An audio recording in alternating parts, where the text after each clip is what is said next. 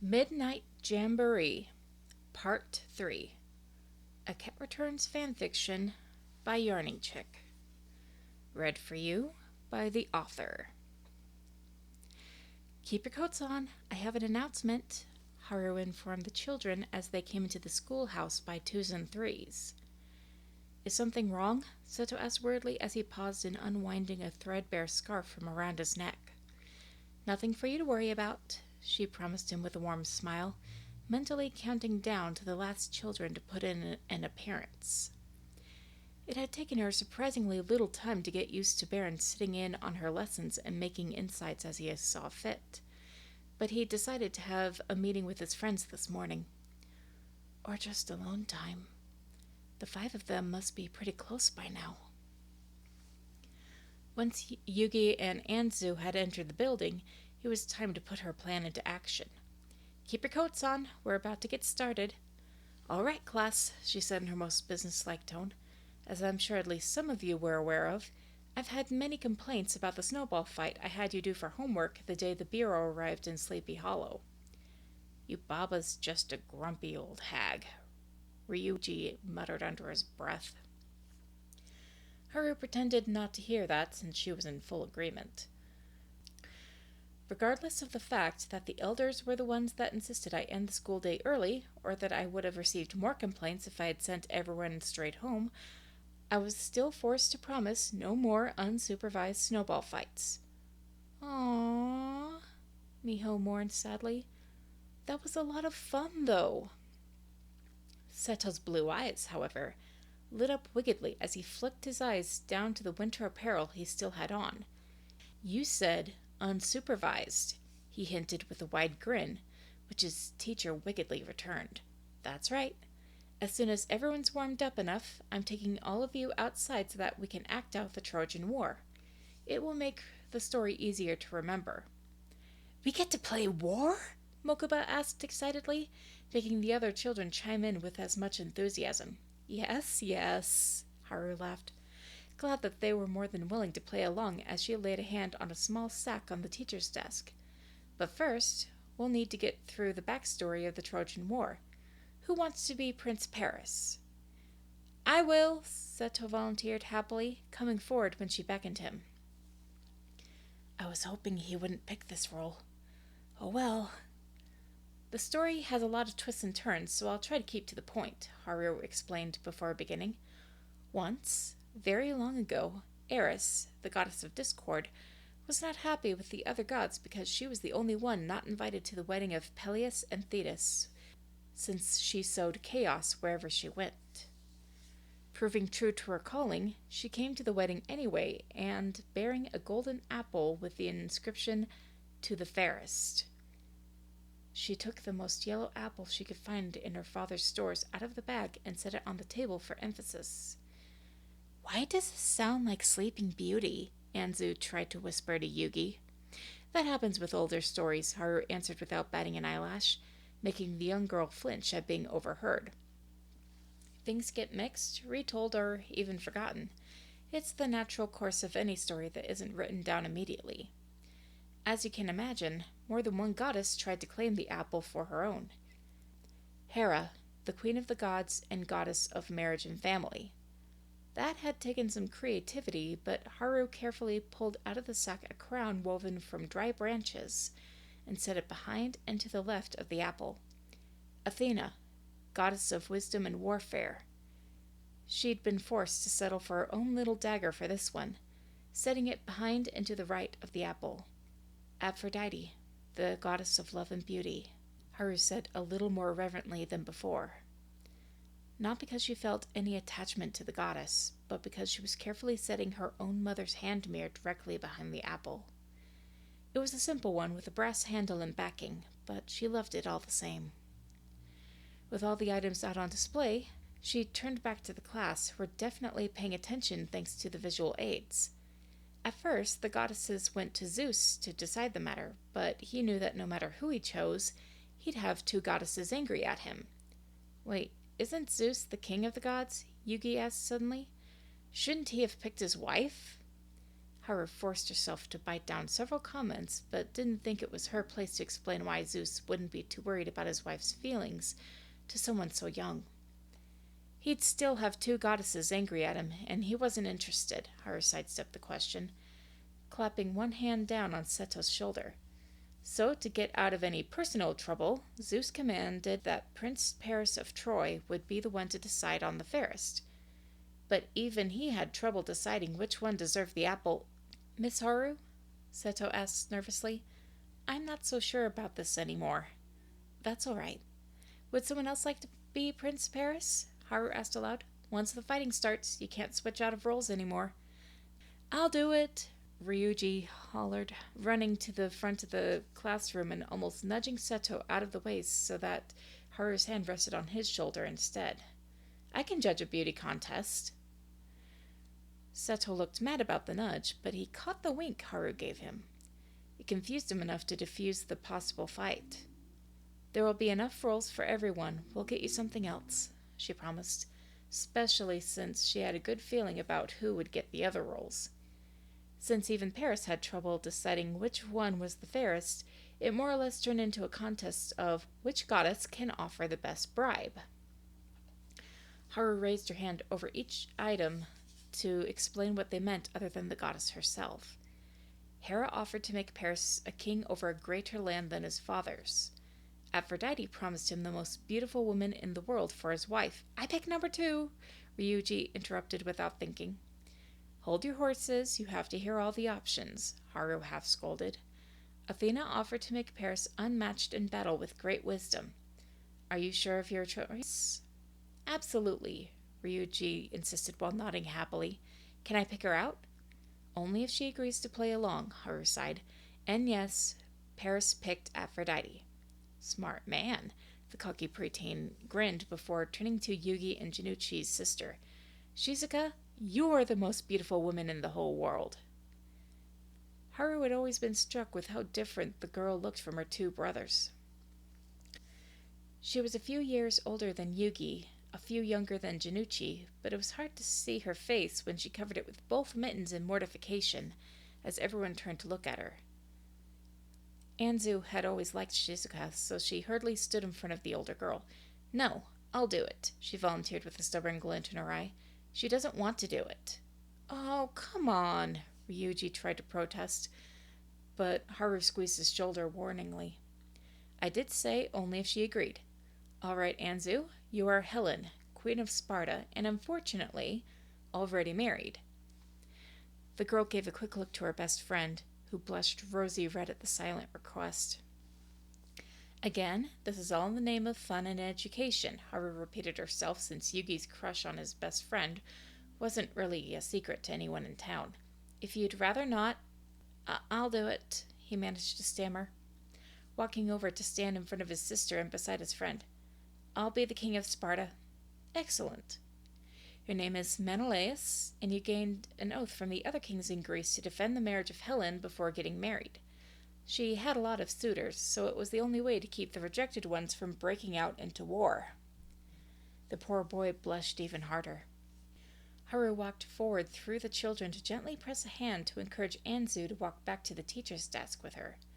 Stories have differed over the years about whether or not Helen was willing to switch husbands, but since Aphrodite's son Eros could make immortals fall in love with anyone he wanted with one arrow, it's reasonable to think that Helen didn't put up too much of a fight when Paris stole her away to Troy.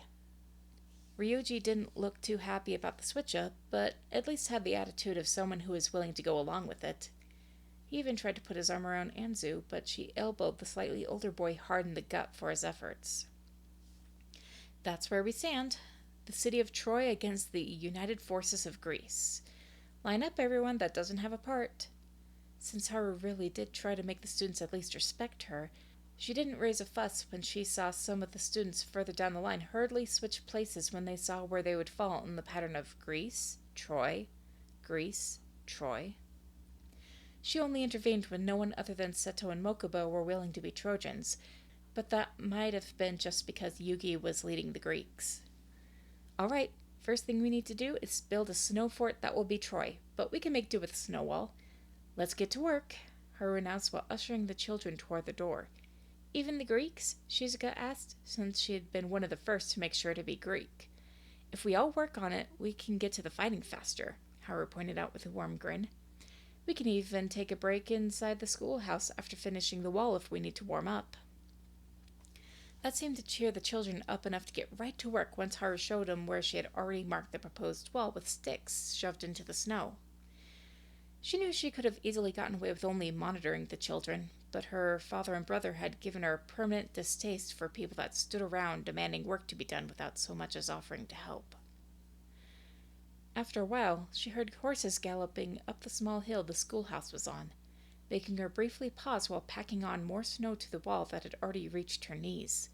"Oh-ho, what are you up to this time, Haru?" Toto asked with a wide grin as both he and his mount panted small clouds into being from the cold. "We're going to reenact the Trojan War," she informed him. "The elders let me keep the loophole of supervised snowball fights." Muta broke out in an even broader grin than the one he already had, nearly jumping off his sturdy horse to start scooping fresh snow into his hands. "Not without me, you're not." "Or me," Toto added as he also jumped off his horse to start collecting snow.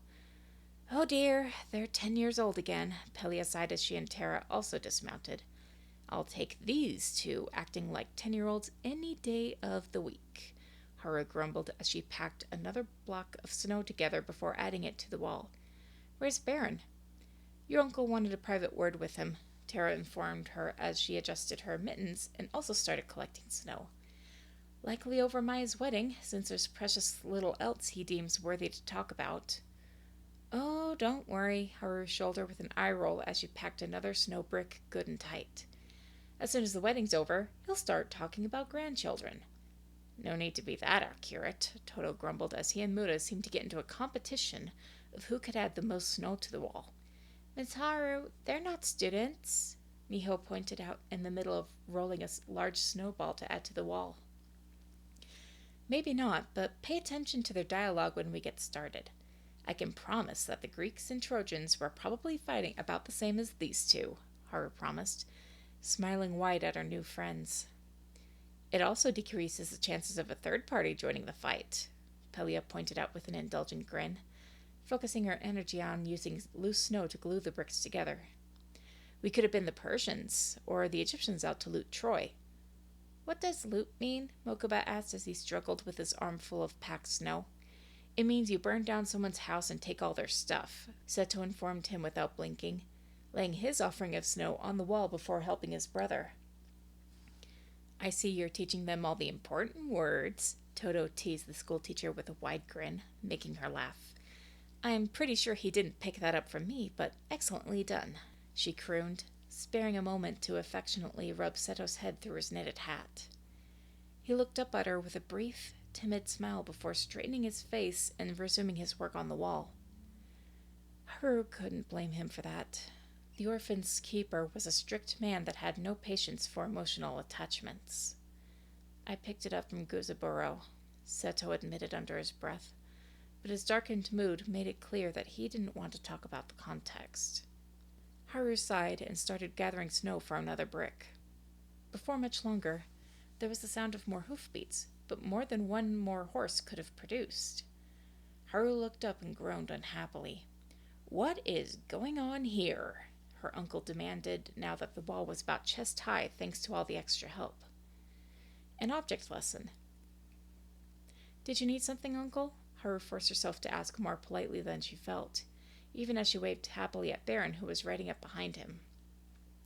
His green eyes lit up happily at the sight of her, even though it had only been maybe an hour or so since he had dropped her off at the school, since she had needed to start the fire and prep for this lesson. "We need to talk alone," he growled at her, jumping off his horse and marching up to her.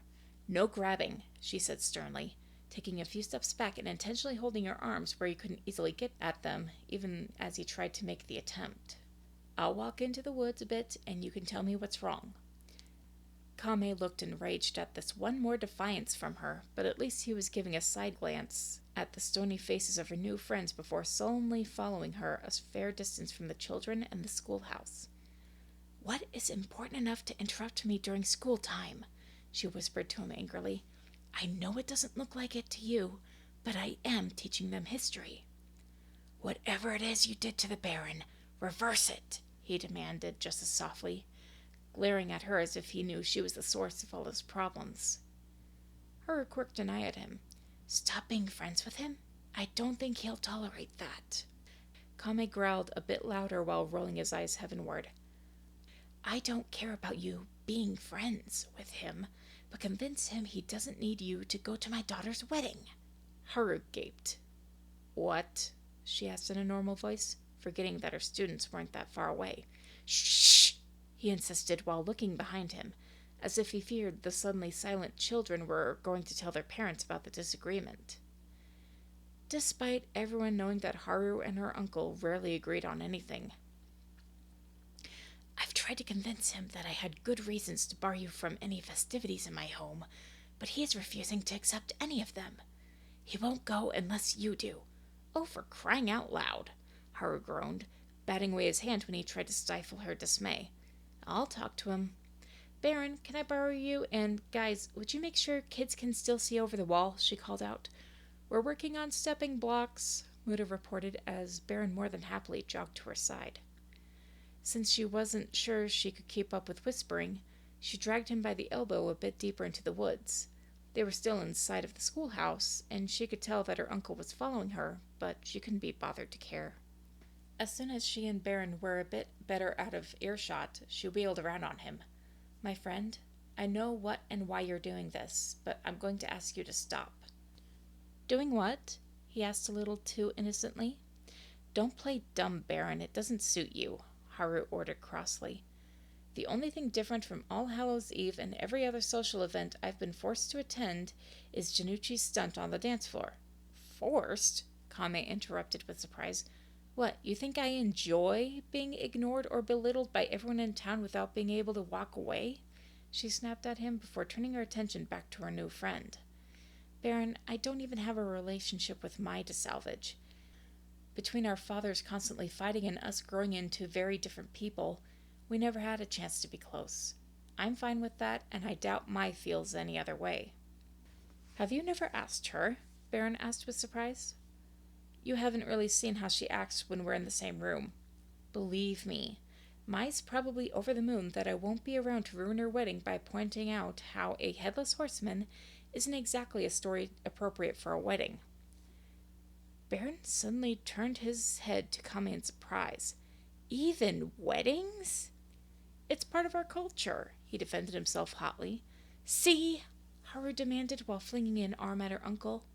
They're more than happy to get rid of me instead of not talking about the local ghost for one day. I've been looking forward to a nice quiet evening by the fire, cuddling Yuki and rereading one of my books or doing some mending, while everyone else leaves me out of their disdain. The fire in Baron's eyes dampened at the last part of her sentence. Then I'll stay and read a book with you. Perhaps we can even exchange. I have a few that I don't imagine you've read. That sounds wonderful, Haru agreed eagerly, only dampening her enthusiasm when her uncle gave a pointed cough. But I'll still be blamed if you don't go, she added regretfully. We don't get many nobles around here, as I'm sure you've guessed. Mai would never forgive or let me forget that I robbed her of the chance to brag that a baron attended her wedding.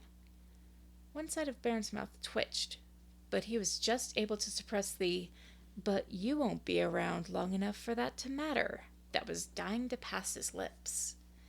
You are still her kin, he stated in a tone that wasn't to be fought against. If it isn't important for her own flesh and blood to attend, why should a baron matter? Because blood doesn't equal money or power, Haru responded a little sadly. Haru, you take that back, Kame demanded as he stomped closer. Why? I've never mattered to you, Haru pointed out without much emotion. He looked infuriated at being called out. Maybe if you could be a pleasant person, he started yelling before Baron pointedly stepped between them. Despite my personal opinion on her likability, the Lord said in a low, level voice while maintaining eye contact, what efforts have you made to find out how pleasant she is? That actually stopped him cold. His brow furrowed as he frantically tried to think of something. I've let her come to my parties. But how much time have you spent with her without berating her? Baron, please just let this go, Haru begged tiredly, turning him around to face her again. It's just a party to anyone that isn't the bride or groom. Is this really a hill to die on? Yes, he responded without a thought. I couldn't live with myself if I was having fun while a dear friend was spending the day alone because everyone else values culture over a living person, he added while glaring behind him at Kame, who actually flinched at the tone. Baron, I really don't want to go, she tried a little helplessly. Please, I'll get blamed again if you don't show up, and I already told you what normally happens at these sort of things. Well, that's the easiest thing in the world to correct, he assured her while using his glove to wipe away her tears of frustration. Would you consider going with me? I promise that none of that nonsense will happen on my watch. Haru blinked in surprise at the offer. Are you sure? She couldn't resist asking. His grin deepened. Few things would give me greater pleasure. I could teach you to dance, and I'm certain that us stepping out of the festivities long enough for culture to perform its duties is a respectable compromise. Haru thought it over, wishing that she had been allowed to step out by herself, but her uncle had never been that keen on his niece wandering around his home without supervision. No one else wanted to miss out on the ghost story they themselves fabricated to explain her nightly excursions the handful of times she was almost caught. Being able to talk to someone at one of the parties would be infinitely better than someone who could just spare her a minute or two before their own partner dragged them away. Not to mention that she'd suspected for years that the reason she was such a poor dancer was because no one was willing to help her get any better. A lot of the women would want to dance with you, she felt obligated to point out. They have their own dance partners, he rejected dismissively. I'll exchange as often as they've exchanged with you over the years. She had already mentioned to him that anyone of age other than herself either had a sweetheart or a spouse, and that they most certainly didn't share other than Janucci's prank. That took care of the last of her objections. The idea of spending a night dancing with Baron made her heart feel like a feather instead of the usual brick. Haru sighed in defeat before locking eyes with Kame. It looks like the decision is yours, Uncle. For reasons of his own, Baron's decided we're a package deal, and I can't convince him otherwise. He was giving the pair of them a completely baffled look, like he couldn't believe what was right in front of him. After struggling to find a reason to say no, he finally growled and threw his hands up in the air. Oh, all right. She can come, but I'll hold you responsible if she acts out again. Did you make sure the wedding is not on a full moon this time? Haru asked almost impishly, or at least not at night. Haru! He bellowed again, making Baron take another protective stance in front of her. If I bring it up now, you can't say you didn't get fair warning if there's another incident, she pointed out before forcing herself to take on a remorseful expression. Mr. Rogers might not have disappeared if I had spoken up sooner. Lies. Well, maybe not. That cut her uncle short, but he'd apparently had enough of that for one day. I'll have to recheck the schedule, he grumbled before turning on his heel to walk back to his waiting horse. Of course, you understand how much of the day is swallowed up by the night during winter months, Baron added, making the man flinch before marching away even faster. But do you think the horseman will show up again? He asked the young woman a bit more softly. Doubtful, Haru responded without batting an eyelash. Like I've said before, hibernation is a strange habit for a real ghost. She had to beat away the mental image of crashing her cousin's wedding in all her headless glory to take Baron's hands between her own. I don't agree with your methods, but thank you for standing up for me. It's been too long since someone was willing to do that for me. About 5.5 years? He asked pointedly, though in a sympathetic tone. Roughly, she agreed as her heart pounded painfully. Her arms twitched toward him, but the brunette hurriedly put them behind her so that she wouldn't hug him on impulse. So, shall we go see how close the children are? He seemed a bit disappointed as he eyed her arms, but held out one of his own in a gentlemanly gesture. I suppose we can see if Muta and Toto have finished arguing who is going to be on which side. I said the children, Didn't I? Haru smirked at him, deciding that it would be all right to link arms with him if he was all right with it. Which side are you planning to join? I could ask you the same thing, he countered as they began walking back up the hill to the schoolhouse. I'm the narrator, and everyone knows narrators are impartial, Haru countered, though she was nibbling on her lower lip in thought. I might step in every now and again, though. I want the fight to last about 10 minutes, since that will feel like 10 years to them. I don't want to go into too much detail over the nastier things that happened during the Trojan War. Agreed, Baron stated, though still not saying whether or not he was going to join the snowball fight.